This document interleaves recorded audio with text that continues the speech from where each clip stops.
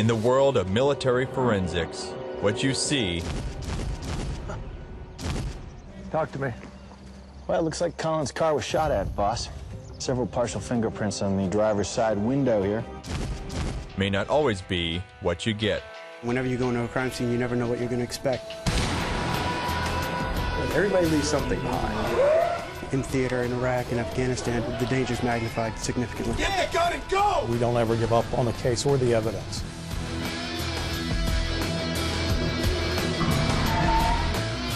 Welcome to the real world of crime scene investigations, military style. Whether it's the Army's Criminal Investigation Division, the Naval Criminal Investigative Service, the Air Force Office of Special Investigations, or Marine CID, the rules are the same. When it comes to crimes committed by or against the military, the key is to process the scene, get the evidence, and get out safely. Because at the end of the day, it's the job of all of these agents to make sure those who break the rules pay the price.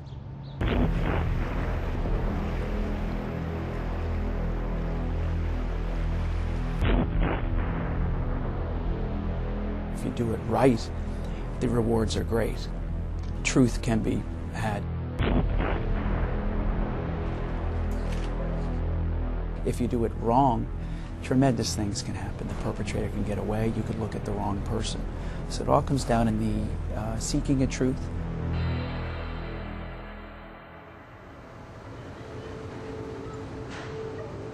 The place, New Orleans.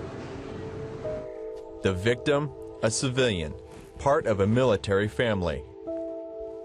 At first thought to be a suicide, the NCIS investigator who arrives shortly thereafter thinks otherwise. What really piqued my interest was the position that the victim was in and the fact that his hands were very clean for a gunshot wound to the side of his temple. No exit wound over there. If he had actually shot himself, as his wife had suggested to the first responders, there would have been a little bit more of blood or tissue or even gunshot residue. No blood on the wall at all. The revolver, which was a .38, was cocked and underneath his left shoulder, although the entrance wound was to the right side of his temple. It's weird. You train your folks to find that something that is left behind, that to hit that hanging curveball, to look for that mistake. Special Agent Kalen Duker got it right. It wasn't suicide, it was murder. And it was traditional criminal investigative work that helped unlock the case.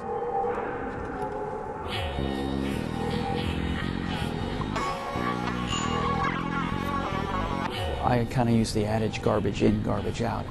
Just say we have a bad fingerprint lift or we have a bad photograph of a latent print. If we at the scene collect things improperly or maybe don't collect things entirely or document it right, that key cannot be turned in our lock and solidify our case. Traditional police work is central to military forensics and often key to a jury's understanding of the case. But when agents are deployed, the rules of the game may not change, but the playing field definitely does.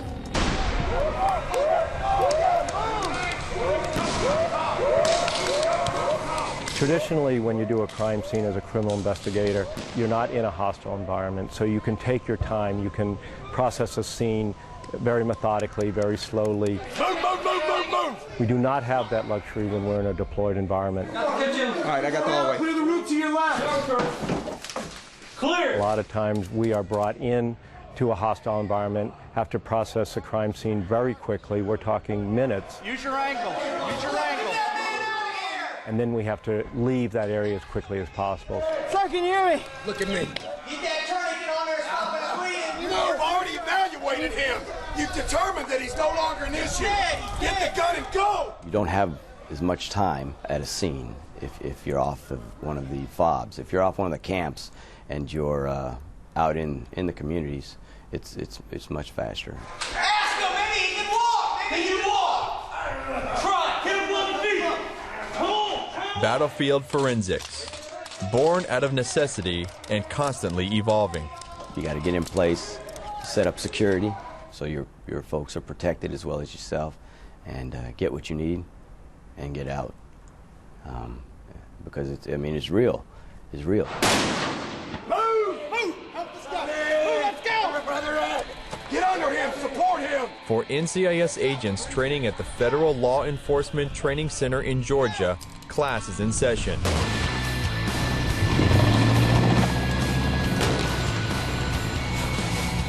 Not only is basic criminal investigative technique on the lesson plan, but how to do a job that can often take months, even years, in a matter of minutes, all in the middle of a hot zone.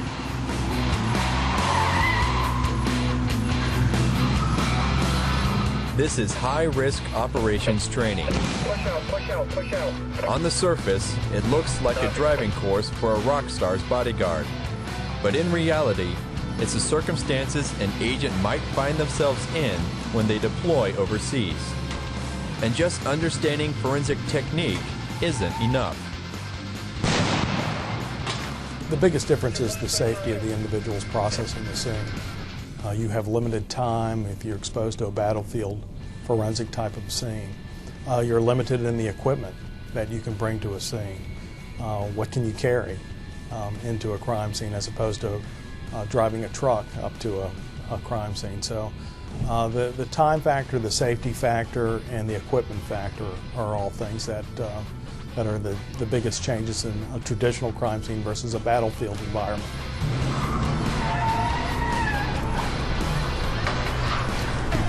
Get out of there! End number one! Let's go! Let's go! Go! Got the rear.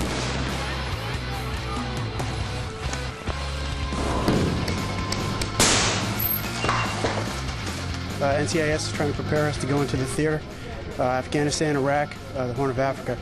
And the movements and techniques that we're learning here are really designed to save our lives and keep us safe, but really try to accomplish the mission that we're trying to get done. Right here. Good job, guys. Anybody hurt? All right. This is what I need you guys to do real quick. No exceptions. Helmet off, throat guard off, and breathe. Okay? We'll hydrate in 1 minute. We're going to do a quick debrief and we'll get you out of here. Taking fire right now. They're all moving this way.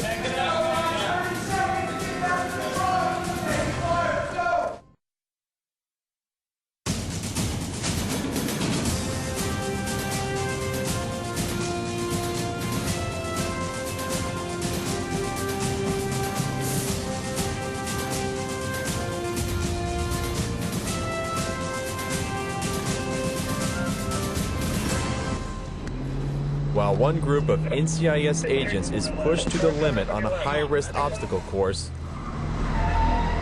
another is about to find out what happens when a prime piece of evidence is blown sky high. What we're going to simulate here is this is going to be a Bastr's car, right in the backseat of the car. It's going to be a suicide bomber on a motorcycle. They're going to pull up next to the car, set the device up on the back of the motorcycle, walk away, remotely detonate the device. This could represent a convoy overseas in Iraq or Afghanistan. There's about a pound of explosives in the EFP, the explosive foreign projectile. That is going to be command detonated when they see the convoy going by. The only problem with the pressure plate is that you're not sure who you're going to target. You might have a person driving by that's not your target and it activates the device and the bomb.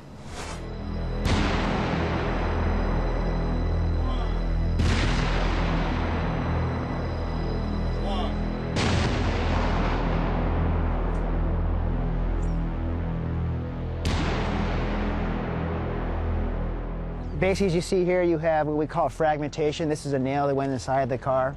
Also, you have a nail that went inside the window right here. Would have killed the passenger in the back of the back seat there. In this scenario right here, we have an explosives foreign projectile that was used on this vehicle, or an EFP, typically used over in Iraq and Afghanistan. These are used typically on convoys or vehicles that are traveling along the roadside. They're placed on the side of the road in berms or in dead carcasses. And as a vehicle passes by the EFP, it's command initiated by the bomber himself, and it basically forms a copper plate which goes in the side of the vehicle, as you can see right here, and kill the passenger inside the vehicle. Also, EFPs can be placed in the ground. A lot of times they're buried in the roadside, and they're activated by the bomber, and they go up through the ground into the vehicle from underneath. What we had here is we had a roadside bomb, or a bomb that was buried inside the ground. As a vehicle drove over it, we had a pressure plate that was buried in the ground. As a vehicle drove over it, it could have been activated with a pressure plate, or it could have been activated by the bomber that was hardwired off into the woods. 3 explosions.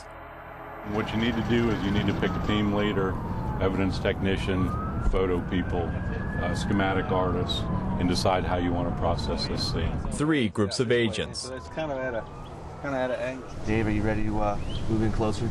Yeah, I need one more around the outside. All right. There's registration and bill of sale in a plastic bag. Their mission, under a tight deadline, determined the type of device that was detonated. With debris fields stretching several hundred yards and a tree line nearby, this is no easy task. Exactly what they might find in theater. You guys just keep going through the left of the frame for 1 second, thanks. Initial observations of this, the information we have is that a Navy dependent wife and her male companion were traveling and were struck by some type of explosive device. He is deceased. The driver of the vehicle has been transported to the hospital. We haven't had a chance to talk to her yet. As they pass through this area, I have an open area here, which leads me to believe that the device, whatever struck this vehicle, was in this berm over here based on the damage to the berm. This vehicle was moving, and it didn't come to an immediate stop. They didn't slam on brakes. So once the driver was incapacitated, the vehicle's going to move a little bit. So with the glass there and what appears to be a blast area there, that's where we're going to focus on as far as finding any type of device. As the post-blast teams start to process the wreckage of the 3 vehicles, another group of NCIS agents are about to undergo training that could not only determine who's at fault, but that could also save their lives. It's allowing you folks to make the choices quickly based on proper planning. This is combat crime scene training. Get in, get out, stay safe. In short, all an agent needs to know to process evidence in the middle of potential insurgent activity. It's a 6-week-plus course that prepares our already, experienced, if you will, federal agents or special agents in various disciplines to develop a technical skill set, a mindset, a tactical awareness to operate in theater comfortably. So why did we choose this? We have a backpack that we've developed, and in that backpack is actually all the gear we need to process a death scene or a crime scene outside the wire. If you're not the observer talking, and you're not talking to the observer, you really should just be engaged in your tasks. Young male comes out with AK-47, fires several shots towards the Marines. Marines return fire and kill the young male. The allegation by the Iraqi family is that he was handing over the weapon as directed and did not threaten the Marines, and the rifle went off by accident. Today with the teams from NCIS, we're doing a scenario where they come in and do tactical combat crime scenes. The Marine Convoy Commander will give them a brief on what their expectations are of the agents that are with the Marines. The Marines will then travel the safest route to get to where they need to be. Once they're there, establish perimeter security, make sure that it's safe for the agents to go inside the house, and the agents will come into the house and do a hasty crime scene because we never know how much time we have on scene. My homeowner for Team A is granted permission to come into his home. He requests that you keep the damage down to a minimum if you possibly can. He and his wife and 2 small daughters have left. They've left the building. Okay. I've done a quick clear of the house. Everything looks good. Keep in mind that we could call you back out of the house at any time. Good to go? Good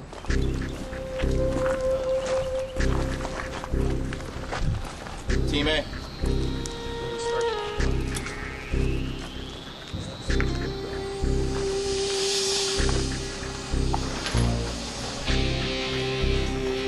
All right, the structure looks like a fabricated Conex box with 2 entrances. It has a front entrance and rear entrance.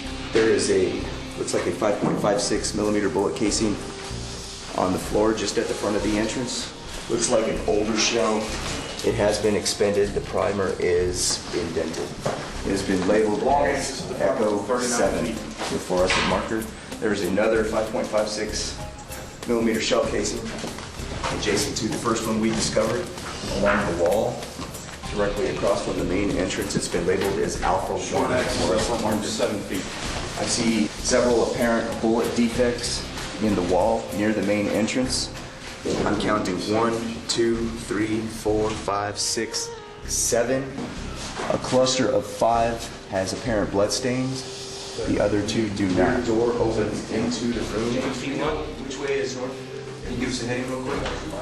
Alright guys, the back. There's also apparent blood station on the wall. There are apparent blood stains with footwear impressions on a rug adjacent to the coffee table, which have been labeled with fluorescent markers. Whiskey 1, middle of the room, 10 Kilo feet. 1, Whiskey 2. All windows are 3 feet by 3 feet square. Cameraman, did you get any photographs from approach angles from the windows? Down here, right and left, on the second deck. We'll do the same as Overall on both dimensions, sides. 39 feet in length, 4 feet 11 inches. Yes. Got it. Go. Army Avenue, 4 feet. And Navy Boulevard, you can see the other dwellings, as well as the entrance to Rushy Fork How Road. much more time do we need? Everything that's been photographed. The shutters don't open all. Got a patrol about a half a click north taking fire right now. They're all moving this way. Pack up your stuff. We got to go. Back in the truck. Let's go. Hey, we got 30 Sierras. Get back in the truck.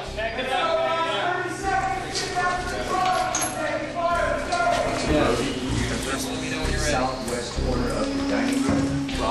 Moving as quickly as we can, doing as much as we could in that time frame.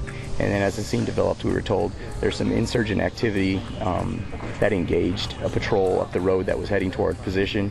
We had 30 seconds to break contact, collect our evidence, and get back to the vehicles and get on the move. You guys keep your what's going down?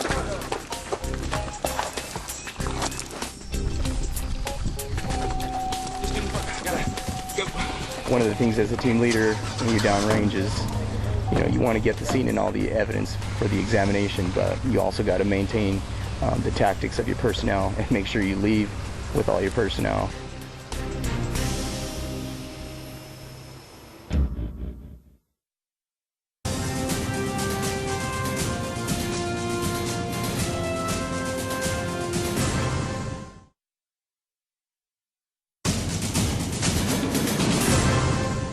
Nobody can afford, but particularly in this day and age, nobody can afford to be in stasis. We have to constantly train, be educated, go to conferences, get out there and understand the threat, and also understand our science and keep pursuing it and maintaining the discipline, maintaining our skill sets, so we're always one ahead of whoever would do us harm. There was a bigger piece of it too. There's like 4 pieces of it. Yeah, I found a bigger piece of that with that balloon. I just don't know. The receiver. At the blast scenes, agents are close to putting together the pieces of their destructive puzzle. What else do you need? What else do you need on a receiver in order for power, that? Power and an antenna to receive the signal. Did you guys find any antenna? No. Picture, if you will, kid's remote control car has motors inside that turn and twist, and that's how they operate. And that's how the wheels turn and the wheels go.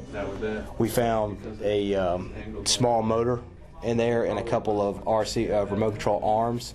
What we think was he set the device in the berm to wait the victim driving by. From his observation point, used the remote control to close the circuit and detonate the device. What you've got here is you've got this device, this heavy metal pipe, and a thin layer of copper or lighter steel inside here with a concave face. When this explosive is set off back here, this comes out and forms a slug. It's called an explosively formed projectile. It's extremely lethal, even against up-armored vehicles. These are not. These are feared devices. You don't want to be in a vehicle that's hit by one of these because it will cut right through the armor. When you start finding things like this little thing, this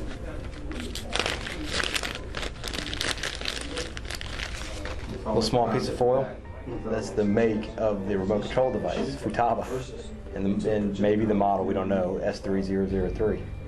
I mean, that's a small, light piece, and it was sitting right next to, whatever explosive set that off. Everybody leaves something behind, and bombs leave something behind, and they leave a lot more, really, than I kind of thought. It's been an eye opener for me. They're right on target. They got all the pieces that they needed to do, more than I thought they would get. They got a lot of the real small pieces that are hard to identify, but because they did a methodical search, they were able to pick it all up. putting an IED back together, determining the cause of death, or collecting the blood and bullets necessary to process a combat crime scene are not the last steps for forensic evidence. That stop is USACIL, the Army's crime lab at Fort Gillem, Georgia. The laboratory is about 125,000 square feet now, and we're growing into a third expansion here in the near future. Believe it or not, the military has its share of crimes. We receive about 3,000 cases a year here at our facility from around the world. We provide forensic laboratory support to the entire Department of Defense. We receive tens of thousands of items of evidence from criminal investigations around DoD. There are two different types of evidence. It's non-porous items of evidence and porous items of evidence. Non-porous items of evidence are those items of evidence, if you put the latent print deposit on it, it just sits on the surface. Porous items of evidence would actually absorb that latent print deposit. This can has been super glue fumed to preserve any of the prints that are on it. A chemical dye stain, rhodamine 6G, was applied to it, and you can see all the fingerprints that were developed. And in order to visualize it, you bring it under the laser at 532 nanometers. It's a green light, and it allows you to visualize any of the latent prints. The processes for porous and non-porous items of evidence are different, but they both are placed eventually in the photo enhancement software, and both are compared to record prints and potentially could be identifying a suspect. Once we conduct a latent print examination and the examiner finds that the latent print was not made by any of the record prints that were submitted, we then submit it to our AFIS department, which is the Automated Fingerprint Identification System, and then it's searched against the databases that's available to USACIL. Latent prints are just one of the 7 technical disciplines that USACIL covers, including drug chemistry, forensic documents, digital evidence, and trace evidence. Trace evidence is small items of evidence. Usually you need the aid of a microscope or instrumentation to be able to see it, analyze it, or compare it. On our end, as the examiner's end, as well as the agent's end, it's always rewarding to find that needle in a haystack, that one piece of evidence that may be able to link, again, individuals to a scene or solve a case. And finally, the discipline that often deals with the deadliest evidence, firearms. Will the bullets and casings found at a crime scene match the weapon left behind? First, the processed gun is reloaded. Next, the gun is fired into a water chamber. And finally, the casings and bullets are retrieved.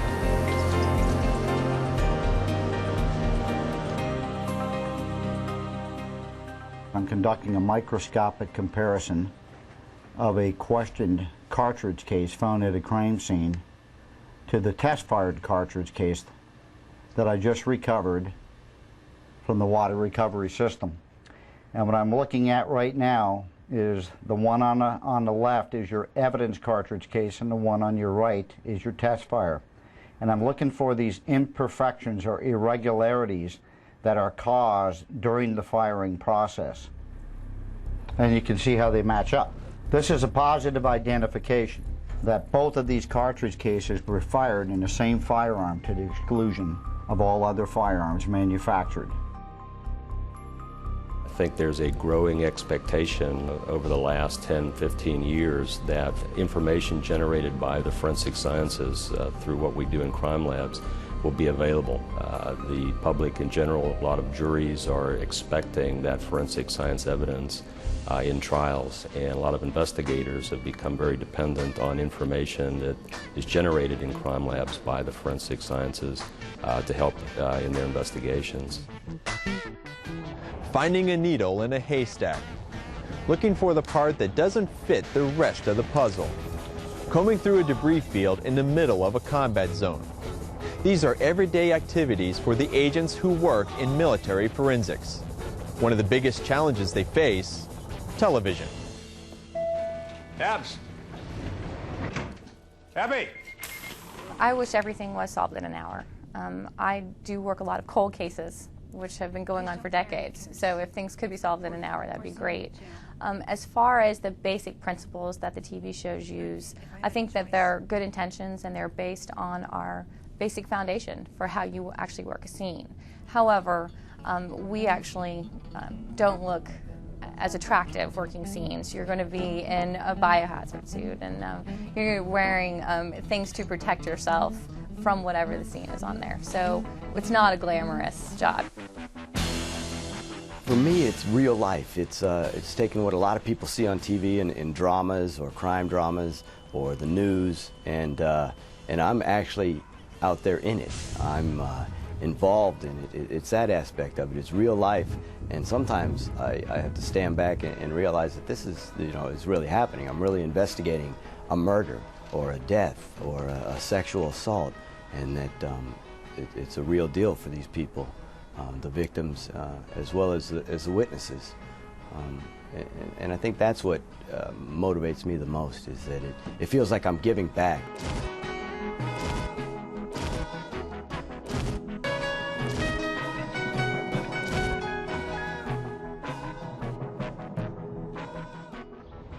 Is there a difference between forensics and military forensics? Probably not stateside, but absolutely once agents are deployed. And the technology is always changing to meet the needs of those deployed to combat zones. Can forensic evidence alone solve a crime? Maybe, maybe not. But without it, you might not have a case. I'm Sergeant John Mann, and this is Recon.